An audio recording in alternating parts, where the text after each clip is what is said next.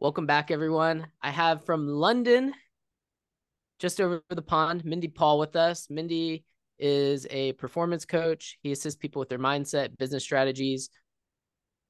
Is it just in your area? Is it with people all over the world? Worldwide, friend, worldwide. Yeah, you're like Pitbull, Mr. Worldwide over here, helping people all Yeah. over the world. And he's been doing a lot of things. And in terms of helping people take that shift in their mindset, a lot of people I work with, I was working with someone the other day, and they are part of a company that did really well, and they made $1 million this year, and they don't know what to do with any of it because they never had that much money. So it's almost an identity shift when you start making money, or having some sort of limiting beliefs that are preventing you from taking that next step. And those are the sort of things Mindy helps with. And some people think this is hocus pocus. Mindy, what would you say to those people? Well, hocus pocus. Now, the information that I teach, it came from like Andrew Carnegie, who was the richest man in the world at one point, the first billionaire, they said. So if it's hocus pocus and it works, who really cares, right? The stuff works. There's so many people out there talking about like mindset. If you look at sports, even Conor McGregor, he talks about the mindset, he talks about traction, manifestation. People at the high level, a lot of them are into the mindset. You can't get there without the mindset. Yeah, totally. Without that mindset, we've seen some people, I'm not sure if you're familiar, most recently, like in the NBA, Ben Simmons was like the #1 draft pick. He was showing a lot of promise, and now his mindset's all jacked up. I don't even think he's been playing, or if he has played, it's been very limited. So having some sort of setback in your mind could be detrimental to your career. Is that like what you're assisting people with, something like that, or is it Yeah. something I mean, different? listen, yeah, Josh, listen, you could be at the top of your game. You could have something that goes wrong. All right. Now, unless you can like control your mind around that, your mind's going to control you, your results are going to control you. So that's like really like this. The trick is to staying in charge no matter what the circumstances is having that mindset where nothing can knock you off path. I'm not sure if you're familiar with W. Clement Stone. Back in the early 1900s, he was the richest man in America, right? And he started up an insurance company, and anytime something would go wrong, he would say, "Well, that's good," and he'd go find the good in it. Now, there's good and bad in every situation, but some people, depending on their mindset, they'll only find the bad. They'll only focus on the bad. That's all they can see. On the other hand, you got someone with a great mindset. They'll only find the good in every situation. Yeah, I mean, you can look at any situation from a positive lens or a negative sense lens. That's a personal choice to make. Yeah. I'm reading a book right now. I've read it a few times. I read it like once a year. And whenever it talks about whenever darkness starts to creep in, you got to push it away with both hands. So as soon as you start to get those negative thoughts, push it away with both hands. I've even spoke with an author who's a sports psychologist, and he was telling me like people put too much pressure on themselves to perform sometimes. So he told, this is a little tip he gave me, and I'm not sure if this is the sort of work that you do or not, but I found it interesting. He's like, instead of saying you can do something, say you could do something. That it takes a little bit of the pressure off, saying like, I can make this much money a month, and then if you don't hit the number, you're like, oh, I didn't hit the number. Versus like, I could make this much. What do I need to do to get to that level? It kind of like takes a little tenseness out of the shoulders a little bit. Yeah, I like that, Josh. Like one of the things is like a lot of people miss the fact that you have a self-image, have an identity of yourself, how far you can and can't go. Now, if you're only just working to get the results, just hit a target once a month, it's going to be very temporary. Now, you've got to do the inner work, to create that new self-image, that new identity for you to have permanent results. And this is what we help people do. You'll see people that will, you spoke about somebody made 1 million last year. You can get someone that makes 1 million once, but can't make it again because what happens is their old identities crept in and say, "Hey, listen, where do you think you're going? You ain't a million a year person. Get back down to like, the 100,000 that you normally make." So then the results are always temporary. So we've got to shift that inner self-image. Really important. Yeah, and I believe we see this in a lot of athletes. They get a lot of money. They feel like the money is going to keep coming in.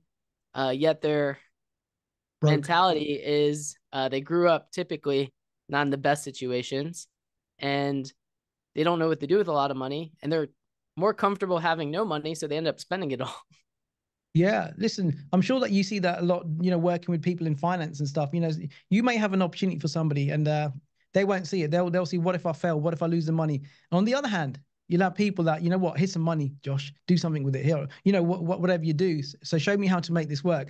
There's two types of people, right? That's why there's that phrase, money goes to money. You need money to make money. You need a money consciousness to make money. You don't really necessarily, I believe, you need money to make money. Firstly, you got to make a decision that you want to make some money.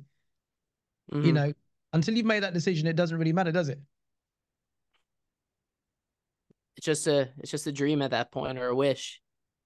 Yeah, you need to have that definite burning desire, that real hunger. You got to have a why as well. A lot of people say, well, I want to make $1 million. All right. Yeah. But why do you want to make $1 million? I just want to make $1 million without a purpose for that money. How is it going to allow you to live? People don't go into it deep enough. They don't look at how they want to live, what contribution they want to make to society or their families. Right.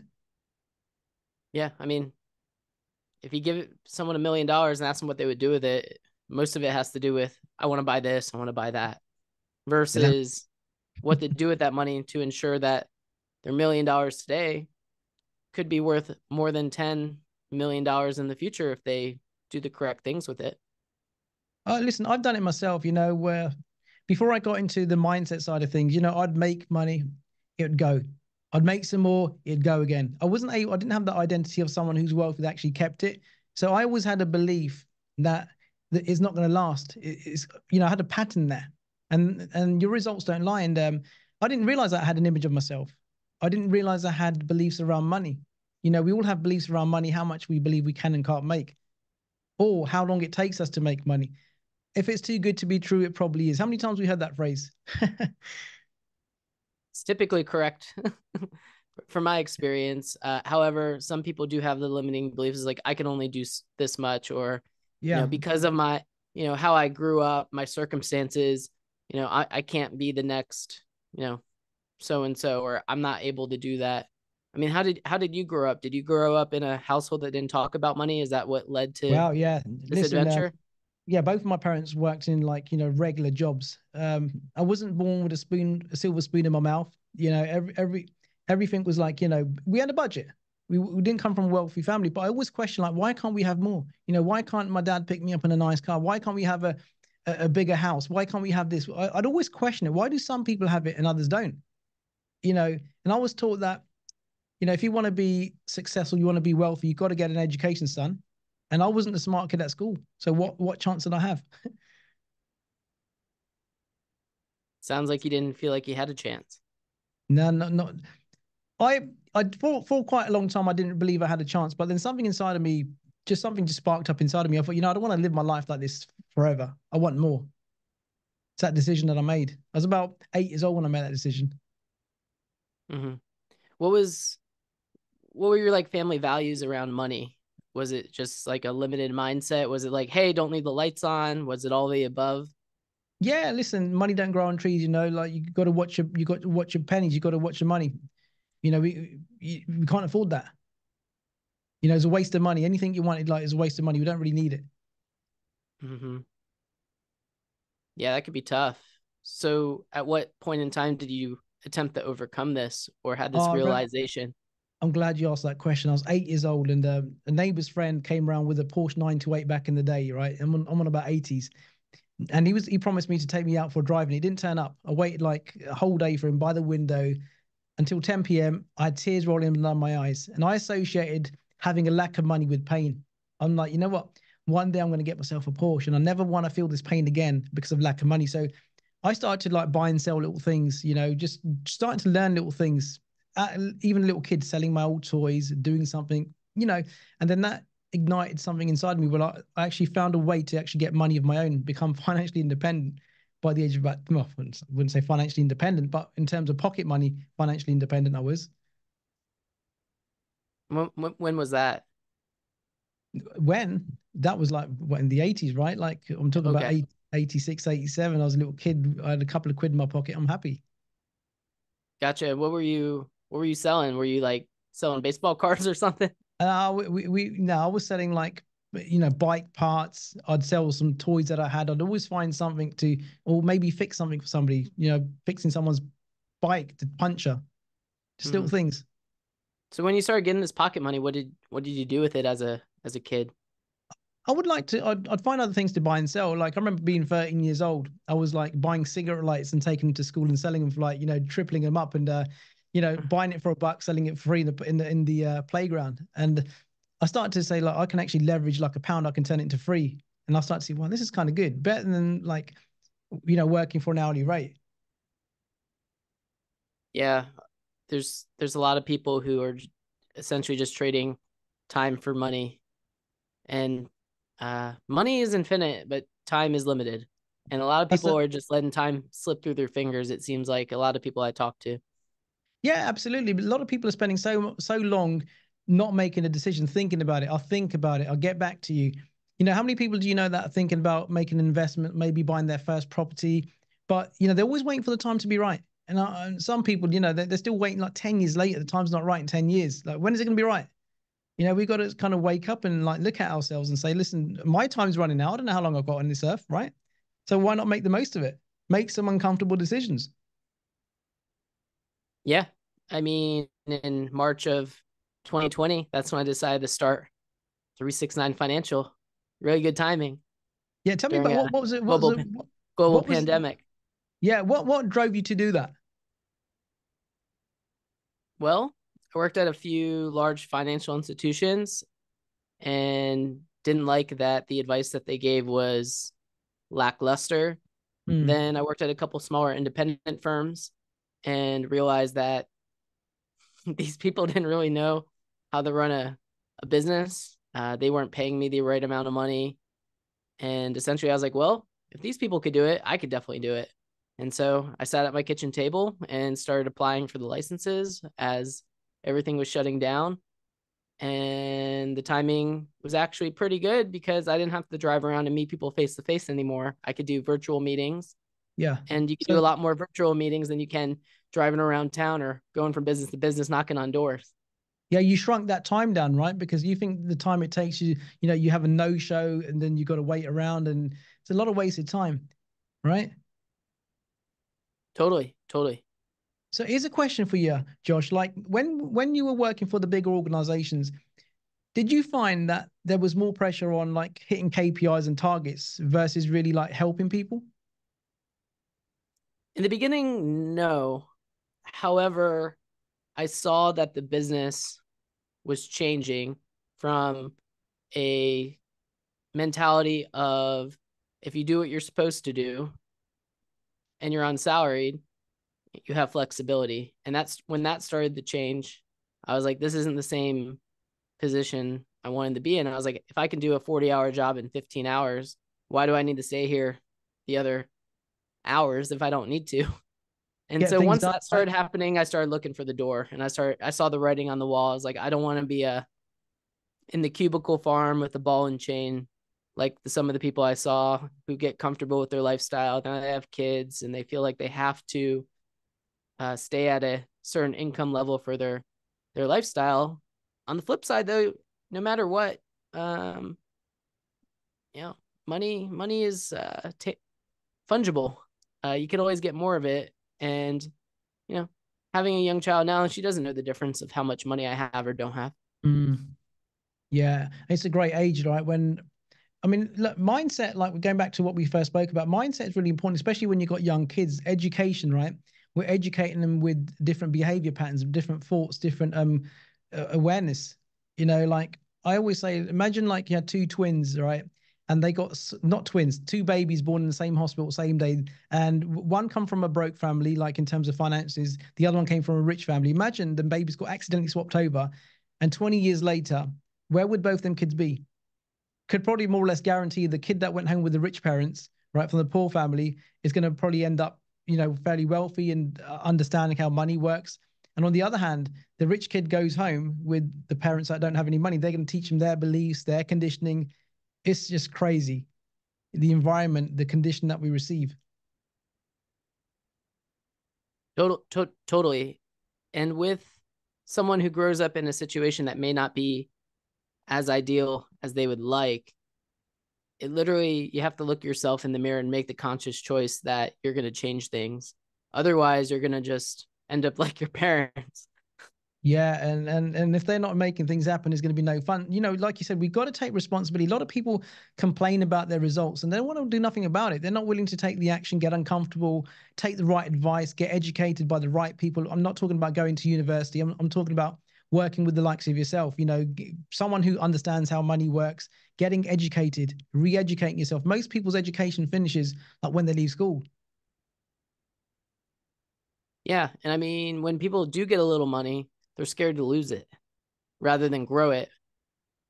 However, as you know, well, I know, and I'm sure you know, if you have $1 million today, you don't do anything with it, it's going to be worth a lot less than that in 10, 20, 30 years. Before you know it, your $1 million is only worth a few 100,000.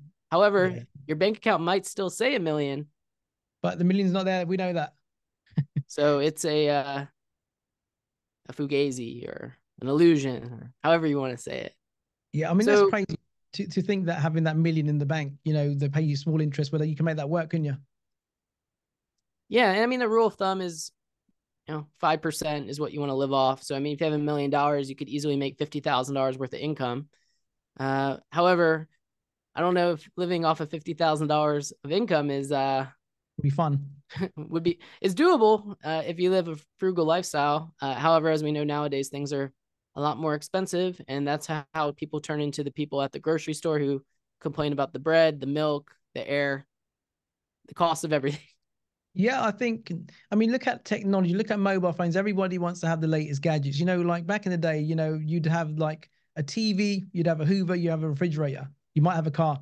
But now there's like every you got 6 kids, everybody wants an iPad, everybody wants this, everybody wants a tablet.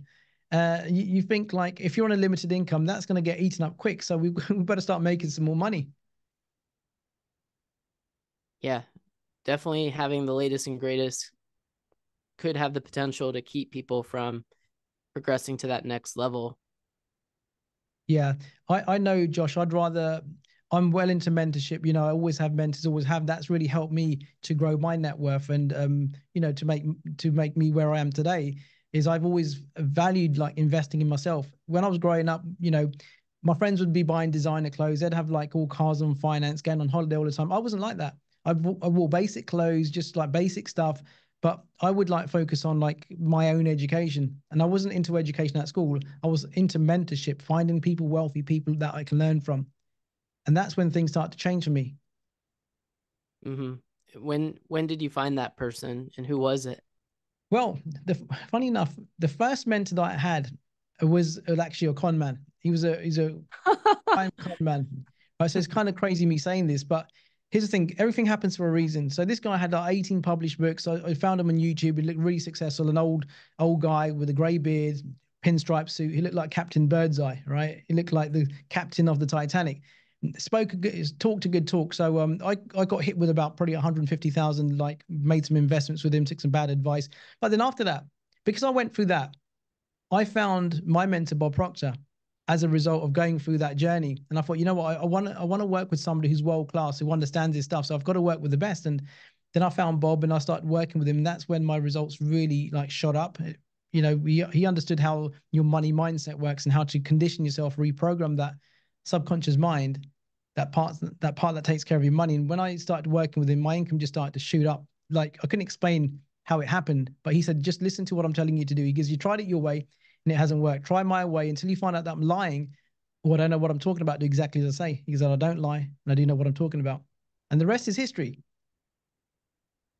So you went through that bad experience. Mm. However, now you can identify when someone is telling a little bit of a fib. Oh yeah. Listen, I actually recorded a podcast recently about it because in our industry, like I'm in that mindset manifestation industry. There's a lot of people out there that are talking the talk that ain't making the money themselves, and yet they ain't growing their own businesses, and they're trying to teach other people how to grow theirs. And I kind of call people out, you know, and I think that's not what's the right word? It's not a good thing to do, right? If you're deceiving people, you know, if you can't do it yourself, how do you expect someone else to teach somebody else it?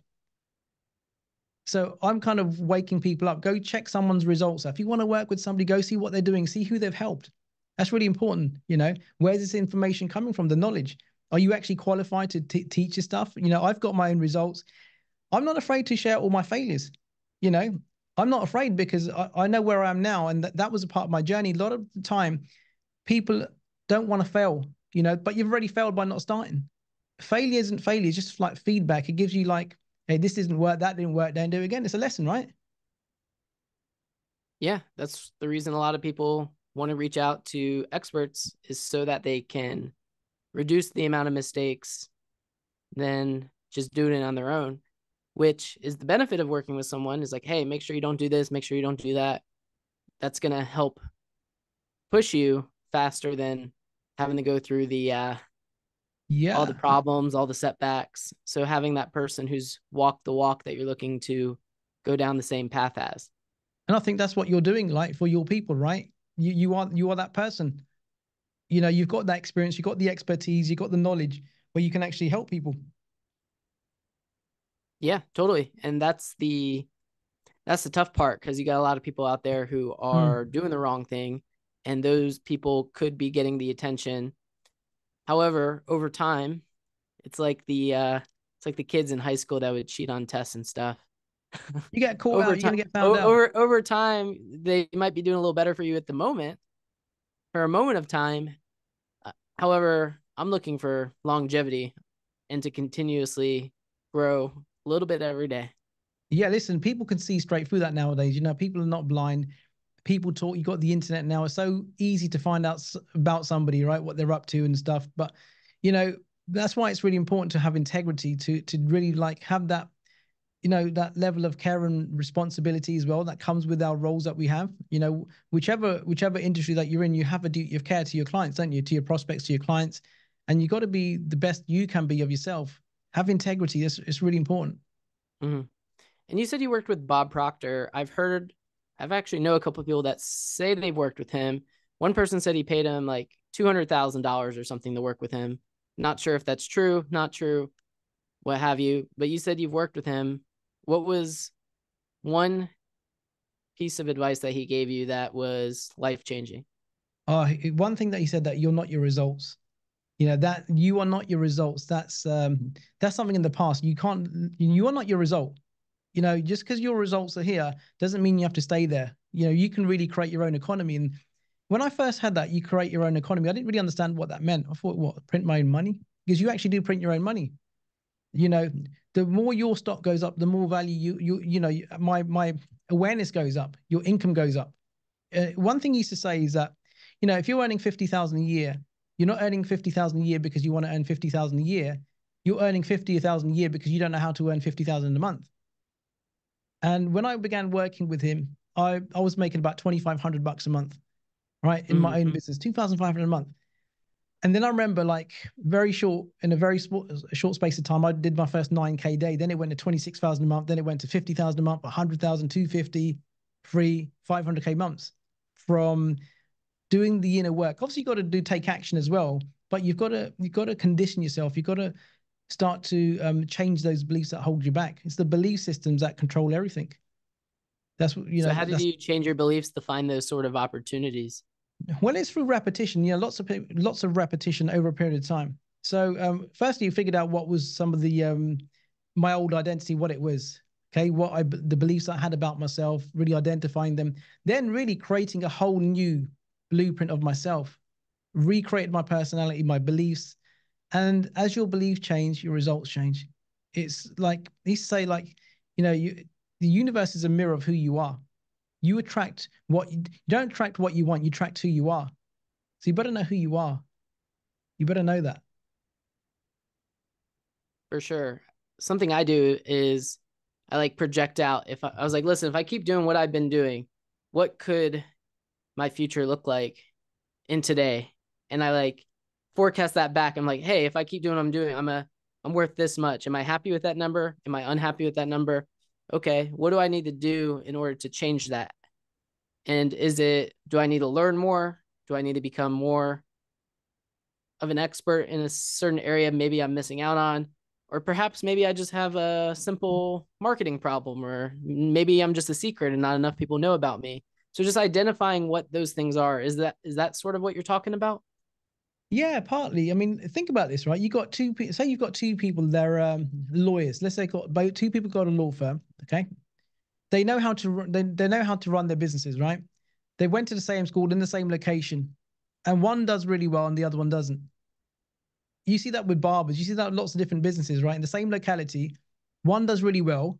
They could be side by side on the same road next door to each other, and one does well. So you can't blame location. You can't blame industry, right? So what's the problem here? The problem is the person themselves, how they see themselves, the beliefs they have about themselves.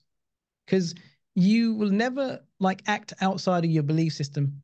You know, if you believe that you can't sell something to somebody, let's say you're selling, I don't know, life insurance, and you don't believe that you can sell $1 million policy to somebody, chances are you're not going to go ask for it, right? You will make your own excuses up to why this person won't buy it. All the reasons why this person's not going to buy it. Da, da, da, da. On the other hand, you can have someone who believes in themselves and just goes out and asks a question and goes out with that intention. You know what? I can do this, that belief. And that's going to trigger a different action and a reaction. Do you get me? Yeah, I smell what you're cooking. Yeah. It's super important. You know, it's not about, there's a difference between knowing and doing. A lot of people know what they should be doing, but they're not doing it. Mm-hmm. A lot of people So know what they should be doing, but they're not doing it. It's that behavior pattern. It's that habitual behavior they have. what did you do to start finding these opportunities? What was the actions that you started taking that you weren't taking before this mindset shift? Well, I start to like really, I start to believe in myself. Really, like I'd question like, firstly, be why I can't do that, but then like, well, why can't I do that? Where's the valid reason that I can't do that? Where's the evidence? And a lot of the time, there isn't no evidence for your beliefs. You know, if you really evaluate your beliefs, like why can't I do this? Why can't I do this? You can't really probably give yourself a valid reason. You might have an idea of why you think you can't, but it's not going to be valid. So you got to say, right, where's the valid? You know, I've got to get into the deeper end of this. Got to question that belief. Where did it come from? Well, why don't I Mm-hmm. believe I can do this? Why don't I believe I can do 1 million a month? Other people have. People have done a lot more. Yeah. So after the belief though, like were you making like calls to people? Yeah. I Were start you to really, knocking on doors? Like walk us through that. sure. So, you know, when I first started my coaching career, my coaching business, I wasn't really taking action because I didn't really believe I can do it. But once my beliefs started to change, I started to like hire halls to do seminars in like hotel rooms. Then I'd get I had the belief that I can fill up the room. I remember my first event, I packed it out. I had about 120 people there, right? Because I used to visualize me having a full room, telling myself I can do this and seeing myself there. And then I had the confidence to go out and invite people because I believe that I can help people and I had something that people wanted. And I started taking lots of different action that I wouldn't normally take before. There's something called praxis, which is aligning your beliefs and behaviors. So when my beliefs were really low, I would take very small, careful action. I didn't want to Mm-hmm. step out. I didn't want to, take the risk. But then once my beliefs started to change, I went into this I call this a beast mode movement, a beast mode mentality. You know what? I thought, you know what? Let's do this. Let's do this. Developed such courage and persistence and resilience that I didn't really care what anybody thought of me. You know, I got to that point where, you know what, I know where I'm going. I'm not going to let anybody else get in my way. So I started to take lots of action, had that burning desire, really set myself a scary goal. And I went after it like I couldn't fail. Getting 120 people in a room is difficult. How'd you do it after you visualize the room full of people? Like Yeah. what was the I, trick? I started to Or listen. I the went through my phone not book. trick, but like what did you just can't like book a meet you just No, can't do a Facebook event and show up and people are there. well, that's exactly what I did. I did that. I had that belief that I can do that. Now it's the belief that creates the fact, Josh. I got my phone out. I invited everybody that I thought would benefit from this. I asked people to share it. You know, we run some like ads around it, got people in, made some noise. I'd always show up on my Facebook, and everywhere I spoke to people in the supermarket, I'd say, "Hey, listen, I'm putting something on together. Come down and see me." And I remember that room was full, and this is the first time I've like publicly spoke in front of anybody. And I remember my son was going to announce me. He's only like, I think he's about 7 years old at the time. And the room was packed. I was outside the room. And I remember trying to make myself nervous. I was trying to make myself nervous. And I realized that I was actually trying to make myself nervous and I wasn't nervous. And I said to myself, hey, listen, what are you trying to make yourself nervous for, dude? What are you doing? I had this belief that you had to be nervous. You know, people talk about, oh, must be nerve wracking. So I was trying to do that. And I just walked out there and I just spoke from my heart with the intention, not of making any money, not of making sales, just shifting people's minds and showing them a different way, you know. But here's the thing, no one brought on that day, no one. But I didn't give up. I went back and I went back and I went back, and then the sales started to flow in. Most people give up at the first opportunity. They would see that as a failure. Well, I had 120 people and then no one brought, and I start crying. I'm like, nah, this is good. Persistence. Did you cry? Were you upset? I was excited. I thought, you know what, this is great. At least that someone turned up. 120 odd people turned up, and that gave me fuel. I'm like, you know, this is good. And here's the other thing. The next time I did one, this is the crazy part. I thought I need a bigger room. So I went across the road and I got even bigger hotel that took 300 people in. Guess what happened? 6 people showed up. You thought I was going to say it's all packed and people waiting to get in, they couldn't get in. So I had about 6 or 7 people turned up. I remember ringing up my family, get down here, where are you? We've got some seats to fill. All right. So then, but I didn't give up. I thought, this is okay, cool, cool. Went back the third one, I cracked it. The third one, I cracked it. Hit my first 26K month. What adjustment did you make to crack the code?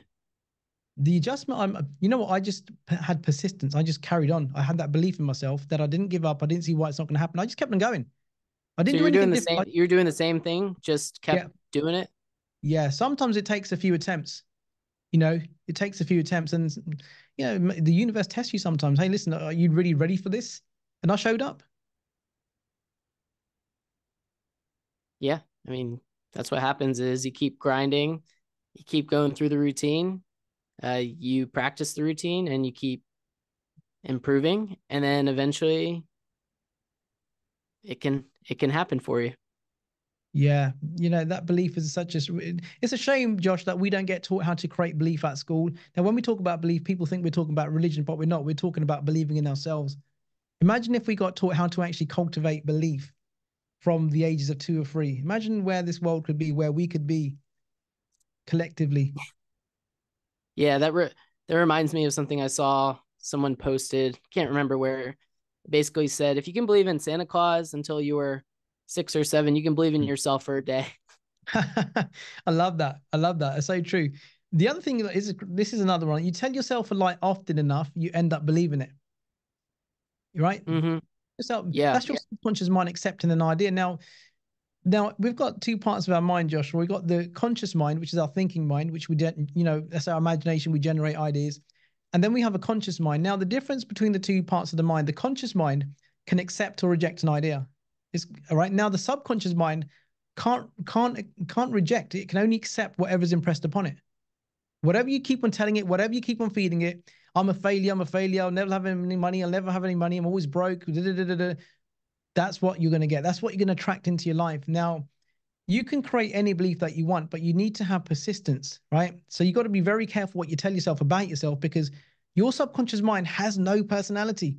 It'll accept anything that you impress upon it. So you got to be careful. It's like a genie. We call it your secret genie, right?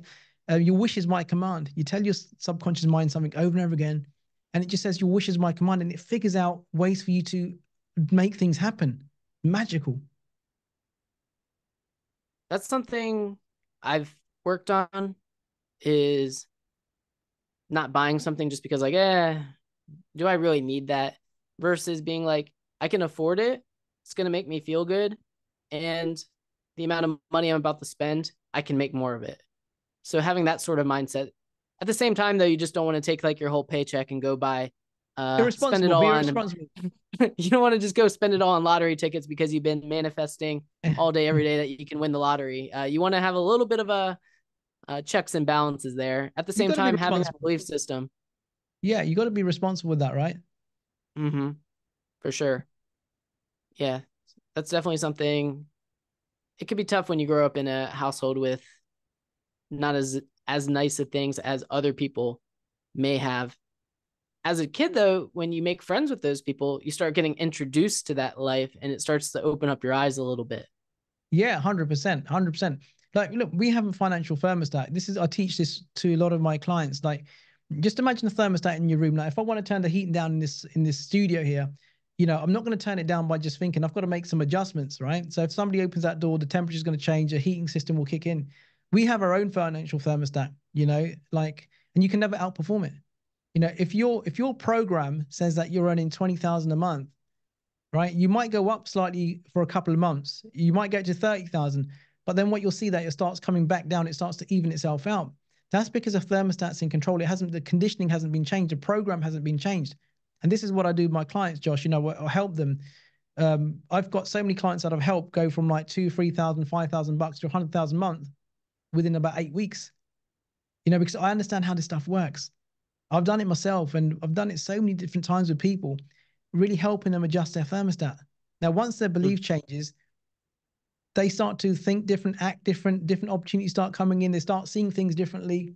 Their perception changes. It's crazy the way this stuff works. And it doesn't have to take 30 years. People say, you know what, I want to retire by the time I'm 65. I want to be a millionaire. And millions is not a lot of money, is it? It really isn't. Have you seen the movie Spinal Tap? No, I haven't. No. So Spinal Tap is a movie that's like making fun of rock stars. I forget what group it is. It's a bunch of English guys, and they're like, our speakers go to 11, not 10. And so I thought it was funny at the time. Then I started thinking about it. I was like, you ask people on a scale of 1 to 10, how do you feel? I always say like 11 or 12. Yeah, why is it going But to be people's 10? minds are in the box. Like, you gotta like be like, hey, like the best you can do is a 10. Well, I want to do 11. What's stopping me from doing 11? Yeah, love that. Break the rules. Look at areas in your life where you can break the rules, break the limitations. We don't want to be a victim to limitation. We have limitations placed upon us by other people, by their awareness. They can't see it happening for them. They won't see it happening for you, but it doesn't matter what anybody else can see happening for you or not, is what you can see happening for you. That's what really counts. Your vision, your goals were given to you, not to them. That's why I don't see them. But what are you going to do with them? Are you going to take someone else's opinion and live by that opinion, or are you going to start thinking for yourself? Yeah, and that could be tough with everything people are seeing on social media. That is could be real, could not be real. Rented In time we will rental figure it cars. out. Yeah, that's another one, right? The social media, like people's perception. You see people like, I've seen this happen in my own eyes. People going into like designer stores, putting on a handbag. Someone's taking a picture of them, making out it's theirs. Yeah, what's this world coming to, eh? Yeah. It's all about what do you actually want out of life. For me right now, I have certain things that I want to be working on, and anything else I want to find someone else to work on so I have more time. So my goal is to have pretty much as much time throughout the day to work on the things that are important to me and my business, and not have to do everything on my own. So by having extra funds, I can buy my time back, hire other people, and bring them along for the ride. That's currently the vision that I'm on. Now, that means less money for myself right now. However, I'm gaining so much more time back. Even though I could have extra money to go buy nice things, I'd rather have the time than the things. I think team is really important. I spoke to a good friend of mine and highly successful, and one of the questions I asked, hey, listen, what's your secret, man? What's like, what's one of the things that you think is down to your success? He says teams, right? Invest in the right people. Yes, at the beginning it might cost you time, but if you've got the right people that actually can produce you more income, they should be paying for themselves. That's the way I'll see it. If I've got a team member, I want to see how much this person is going to generate. You got to earn your keep. And one thing that business owners have an issue with is they hire people and they don't manage them well. They don't lead them well, and it costs them money. I'm like, you're paying somebody X amount to do something. You want to make sure that person's giving you X amount return. Mm-hmm. That's really important too. Yeah. And some people feel like when they do that, they need to get a profit immediately. Instantly, yeah. That's not the way it works. You could, yeah. If you look at things from one dimension, is this making me money? Is it losing me money? That's just such a narrow framework to have in your mind versus like, I'm spending money. This person's doing a job. Even if they're doing 60% as good as I could, I'm able to take 100% of my efforts to focus on other things that are actually more important. So it's a win-win. It's like over here, like maybe I'm in the red a little bit, but over here, I'm making up the difference to focus on higher level activities because some Yeah. people get caught up with like, I have to do this, I have to do that. This is how I got to this point. But what gets you to this point isn't going to get you to the next level. I love that. What you said there, like if that person can do 60%, can do 60% as much as me, right? What if that person can do 60% more?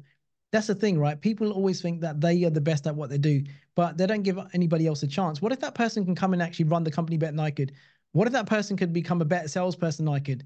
We don't, I wouldn't say we, but a lot of people don't see that. They always think that, you got to wear all the hats in your business. No one can do it as good as I can. And that's a negative concept itself. Sometimes you can get someone, I've seen it happen so many times. Someone's doing all their own sales. They hire someone else, and all of a sudden, this person's a rock star. Conversions go up, sales go up, and more money coming in. They say, wow, why didn't I do this before? Yeah, I don't know. Some people are just weird about like, oh, I got to make money now, or why would I invest in this? It's going down in value. Well, when things aren't going well, it could present a bigger opportunity. I like that. In every adversity, there's an equal amount of opportunity. Like they say, there's more millionaires made in a recession than any other time.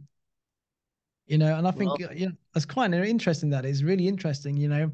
Why is it that some people go out and buy businesses that are failing, they turn them around and sell them for like crazy sums of money, the exit route?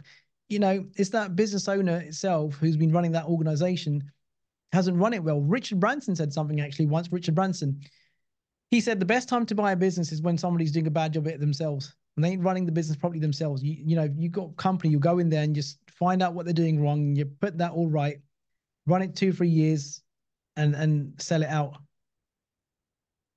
there's so many businesses like that. They have a good client base, they're profitable, and then you go online and they have no presence. They're not doing any advertising. They're not doing deals. They're not making good offerings to their existing clients just because the person's like, why should I change? I'm doing good.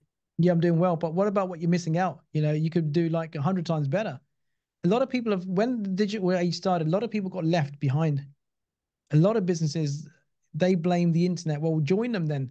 Don't blame the internet. Up your game. Simple. Mm-hmm. Yeah, and you don't have to be the first in line to any new idea, such as the internet or buying the iPhone when it first came out. Warren Buffett didn't even start investing into Apple until like 2015, 2016. Obviously, he was a little bit late there. However, the investment has still done quite well. So sometimes you need to give things an opportunity if you're unsure of a decision. However, you need to make Mm. sure you make the decision and have a plan of action so that you don't end up driving a horse and buggy all Yeah. over the place. Yeah. Some people have a tough time just even making that decision. They're watching an opportunity, they're watching it go by, and they're always waiting for the time to be right. You know, Bob used to say something that's really powerful because the time's always right. The time's always right, but our awareness isn't. We don't always have that awareness. If you're Mm-hmm. you're standing at the bus, the first bus comes, you say, well, you know what, I'll get the next one. That might be the last bus for the night. You camp out at the bus stop. Mm-hmm. Don't get Yeah, caught I out. mean, just last year we had an investment. It was down $100,000 in losses, and I decided to sell it, and I reallocated that money into something else and recouped all of the game losses with interest. So made a Yeah. good decision. I took the loss. However, I was willing to at least play the game. And if you're not playing the game, you can't win or lose. Yeah, but you had a good mindset. Imagine somebody that would just leave that money losing and wait for the day it comes when it turns itself around, which it might never do. But you had that diversification, right? You diversified that risk, took the money out, put it elsewhere. And because of your mindset, that allowed you to like bring that back and more. Yeah, I mean, it comes to a big decision. It's like, do we want to put more into this? Do we believe Mm. it's going to grow, or is there a better opportunity out there? And that's where you got to Got to put some thought behind it. And then once you make your decision and you've done as much homework and research as you possibly can, then you make a decision and you just keep chugging along. Yeah, you just can't just quit, Josh, right? Like so many people have a tough time like just thinking about it. It won't make the decision. Look, sometimes you're gonna lose some, you're gonna win some. You know, that's a part of life, it's a rhythm of life. You know, ups and downs, they're gonna come. You can't avoid them sometimes. Some things you can avoid, obviously, right? You don't want to go jumping in a lake where there's crocodiles there and trying to hopefully make it to the other side, right? There's a risk there, you know that. Totally. You gotta take a risk. You can't get a return without an investment. If you're not willing to put the money in, you're not ever going to get a return, whether it's a win or a loss. I Yeah. haven't met anyone that has made a lot of money or become successful without having some asterisks or some losses on their resume. Well, you look at most of the billionaires out there, they've all been bankrupt, probably most of them. You know, at one point in their life, they weren't just billionaires, they had that quality persistence. They kept going. They had like failures, bankruptcies and stuff. They kept on going. What's that film where Will Smith played the Pursuit of God, happiness. yeah, Pursuit of Happiness, that story there. I mean, that's a true story, right? Mm-hmm. It is. Yeah. Look at that story and look at where he got to, you know. Well, most people aren't willing to go through the pain. It's that mindset. He had that mindset, a solid mindset, rock solid, that he wasn't going to allow his current circumstances to dictate his life and where he's going to go. He had a desire bigger than the circumstances how he had in front of him. That's why he did it. Look at anybody successful. You know, they've all got their stories. Everybody. The only people that don't have stories are the people that don't do anything. So it's so sat at home, you know, trying to play it safe, but it's not safe, is it? I'd rather be in charge of my own income, my own economy, and produce rather than have it in somebody else's hand, like you know, an employer. Yeah, I used to get down on myself whenever someone would not want to work with me. I'd be like, I'm actually trying to help you and you're about to make a bad decision. And then I started realizing that someone said it on the podcast, like rejection is protection. So every person that rejects you is actually protecting you once you're on the right path. If you're on the wrong path, you're going to start attracting the wrong people, and then it's going to help you set back. However, with the positive mindset, you'll rebound faster than someone with not a not a good mindset. Yeah, well, I mean, why would you want to work with somebody who can't make decisions, right? Why would you want to work with somebody that doesn't have a good mindset? But imagine like Well, how hard you would work with these people. I don't enjoy it. yeah, well, it could be tough in the beginning when someone's starting out and they're like, "Oh, no one wants to work with me." It's like, well, maybe you're just not finding the right people. So, I mean, I Mm. made a shift of charging people for an initial consultation, and I tell them, it literally says, "If you do not like me, I will give you your money back." It's not about the $30. It's just about seeing who has the right mindset. It's like $30 for a consultation. That's not a Yeah, lot of money. If someone's like, I don't want to pay for that, they're not going to want to pay for anything. I mean, so yeah, anyone could walk into the room and they'd be like, oh, I don't want to, I'm not going to pay for this. I'm not going to pay for that. yeah. I think that positions you in a higher position as well, Josh, by you doing that. You know, if I came across, you know, I was looking at someone who's offering free consultations and you come along and you're like $30, I'm like, well, you know, you get what you pay for, right? This guy must be good. So yeah, let's give it a punt. Let's have a go. Yeah. And it was tough because it's like sometimes you want to meet with someone. Let's just say use an attorney example later, and they're like, I charge $1,000 an hour. It's going to cost $500. It's like, well, that could deter someone because like they don't really know you. So it's like $30. It's enough to Guaranteed. deter. It's enough to deter the people away who aren't open to it. But for the people who are open to it, it's like $30 isn't that much money. This person has good What? reviews, Yeah. and it literally says, I'll give you your money back. So they have a paper trail of saying like this person's showing they will give me the money back. Yeah. So that it becomes a no risk, right? It becomes a no brainer. To some, to people who may need your services, they have some sort of limiting belief to prevent that. They don't feel like they could spend $30 to have the potential to meet the right person to help them on their journey. Yeah. It's an interesting game, isn't it? Business and client attraction. And you know, again, like we attract, like, you know, even our subconscious mind, once I've done this with many clients many times. This is what I do is I change their beliefs about themselves. And once they change their beliefs about themselves and the money, they start to attract a higher profile, a higher caliber of clients. You know, people that do buy high ticket. A lot of the time I've had people where they've had one lady, Dr. Anna, she's a doctor, obviously. She was finding it, she was selling like services like $250.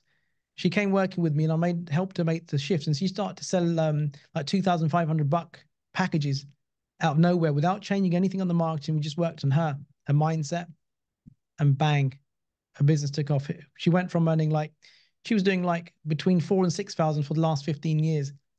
And so she came to us within like, I think the first 4 weeks, she doubled her income. Mm-hmm. And like a free, I think 90 days, I think she tripled it because we worked on that subconscious, the beliefs. Mm-hmm. Marketing. It's not about the marketing. Yeah, I was working with someone who had a rental, and I was like, "Hey, why don't you just ask for $100 more a month?" And they were scared to do it. And I was like, "It's only $100. Just do it. Get comfortable with asking for more money. Be Mm. like, listen, property taxes have gone up. This has gone up. Could we Mm. do an extra $100 a month?" Yeah, I sure. mean, extra $100 is a small ask. However, extra $100 a month times 400 times 12, 4,800. How much? An extra $4,800 a year over time, it can add up. Accumulate. Yeah, just that small amount, $100, right? Look at the difference that made. Yeah. So if you're uncomfortable with asking people for money, just start with a small amount, even if it's like $1. Just get Yeah. comfortable with asking, like, hey, like, you have $1? Any chance you got $1? Any chance you got, you can give me $5 for this? Or, hey, like, I know you want my help with this. Could you at least give me the money for the time and the gas for me to come to your house and help you with this? And then just get used to it. And then you start to get more people helping you, wanting your help. And then you start to, as you grow, charge more and more for your time, especially Yeah. if you're only one person, because you're limited on your time. And if you're the person that can help, then you're not like a commodity. You're a I don't know the right word. Running out of the words. Yeah, I love what you said there. Like a lot of people don't sell themselves on their own services. You gotta ask yourself a question: what are the benefits that people are buying from working with me? Now, once you can sell the benefits to yourself, hey, this is where that person's going to get value, and then you can say, right, it's worth it all day long. You start to sell it to yourself first before you sell it to somebody else. That's when the game changes. If you Mm-hmm. can't sell yourself on what you're selling, how do you expect you to sell it to somebody else? The idea. You can't. Mm, yeah. Well, this has been awesome stuff, Mindy. Appreciate having you on. Anything else you want to share before we wrap things up here? No, listen, one last thing. Listen, we can do anything that we put our minds to it. As long as we put our mind to it long enough and we surround ourselves with the right people, the right knowledge, the right information, like people like Josh, he can help you. Totally. Well, appreciate having you on. Thanks everyone for listening, and we'll see you all next time. Bye, everyone. Thank you. Appreciate that. Take care.